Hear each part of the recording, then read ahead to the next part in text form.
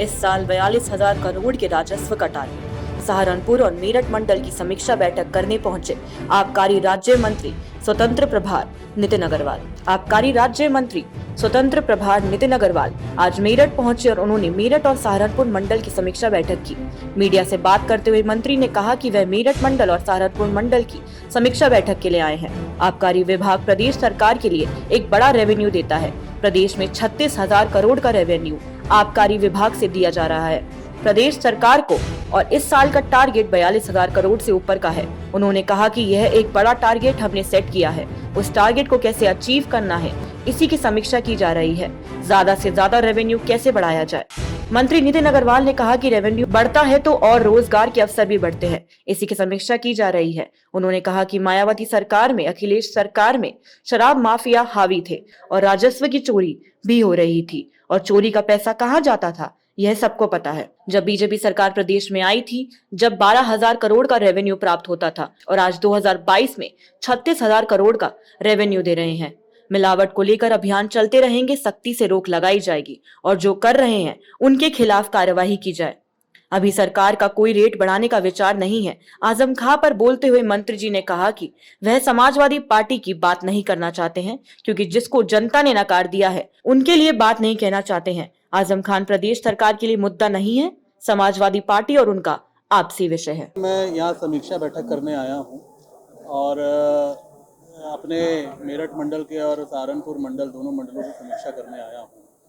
आप सभी को पता है कि आबकारी विभाग, एक्साइज डिपार्टमेंट प्रदेश में एक बड़ा रेवेन्यू जनरेट करता है प्रदेश सरकार के लिए। 36,000 करोड़ का रेवेन्यू हम दे रहे हैं सरकार को, और इस साल हमारा टारगेट करीब 42,000 से ऊपर रेवेन्यू देने का है।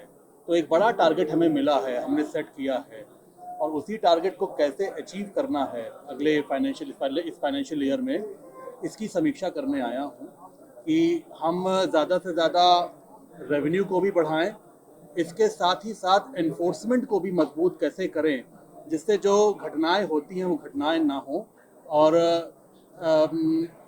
विभाग का रेवेन्यू भी बढ़े, और जिससे जैसे डिस्लरीज भी और लगे, प्रोडक्शन स्टेट हम लोग बने, और रोजगार के अवसर भी बने। इसकी मैं समीक्षा करने आया हूँ। तो किस तरीके का टारगेट दिया गया इस साल, किस तरीके से आप टारगेट? देखिए, रेवेन्यू बढ़ाना है, ये सभी को पता है कि जब रेवेन्यू बढ़ता है तो और डेवलपमेंट के काम होते हैं। जब जीडीपी बढ़ती है तो सीधे तौर पे इंडस्ट्रीज लगती हैं, इंडस्ट्रियलाइजेशन होता है, तो इसके साथ साथ रोजगार भी बढ़ता है।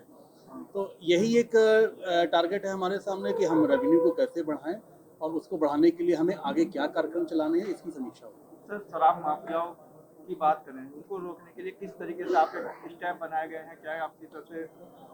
देखिए, आप जानते हैं कि अखिलेश यादव की सरकार में, और चाहे उससे पहले मायावती जी की सरकार थी, किस तरीके से शराब माफिया हावी थे उत्तर प्रदेश में, और किस तरीके से राजस्व की भारी मात्रा में चोरी होती थी, और वो जो चोरी का पैसा होता था वो कहाँ जाता था ये शायद सबको पता है, मुझे कहने की आवश्यकता नहीं है।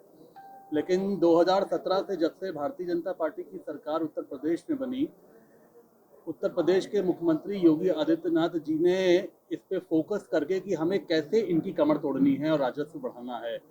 और अगर मैं आपको बताऊं कि 2017 में जब इनकी सरकार गई थी और हमारी सरकार आई थी, तब उत्तर प्रदेश में आबकारी विभाग केवल 12,000 करोड़ का राजस्व देता था, और आज 2022 है, हम 36,000 करोड़ का राजस्व दे रहे हैं। तो आप समझ सकते हैं कि कितनी बड़ी मात्रा में राजस्व की चोरी होती थी और वो किनकी जेबों में जाता था। तो आज हम लोग इसी पे काम कर रहे हैं और राजस्व को बढ़ाने का काम कर रहे हैं। सर, टेक्निकल बात करें तो मिलावट को लेके भी बहुत सी चीज़ें मिलावट में आती नहीं हैं, पूर्व में भी आई हैं मिलावट में, उनको रोकने के लिए आप किस तरीके से स्टेप लिए हैं? देखिए, मिलावट जो करते हैं उनके खिलाफ कार्रवाई होती है, और एनफोर्समेंट की टीम हमारी उसके खिलाफ कार्रवाई करती है। इसी के साथ साथ जो अभियान चलता है पूरे प्रदेश में, उस अभियान को हम लोग लगातार चलाते रहते हैं कि जहाँ पे अगर ऐसी कोई सूचना आई है, कोई कर रहा है, तो उसके खिलाफ कार्रवाई हो। और मैं भी, माननीय मुख्यमंत्री जी ने भी निर्देश दिया है, और मैंने भी विभागीय अधिकारियों से कहा है कि इसको लगातार अभियान के रूप में चलाने की आवश्यकता है, कि आप पूरे साल इस अभियान को चलाते रहें, और जहाँ जहाँ अगर कोई ऐसी कोई घटना हो रही है तो उस पर सख्ती से रोक भी लगाई जाए और जो कर रहे हैं उनके खिलाफ कार्रवाइयाँ भी। अनिल जी, नई राजस्व नीति घोषित हो गई है, क्या इस पर रेट बढ़ाए जाएंगे? नहीं, अभी ऐसा कोई विचार नहीं है सरकार का रेट बढ़ाने का। जिस तरीके से हर चीज की महंगाई बढ़ रही है, इसके रेट क्यों नहीं बढ़ाएगा?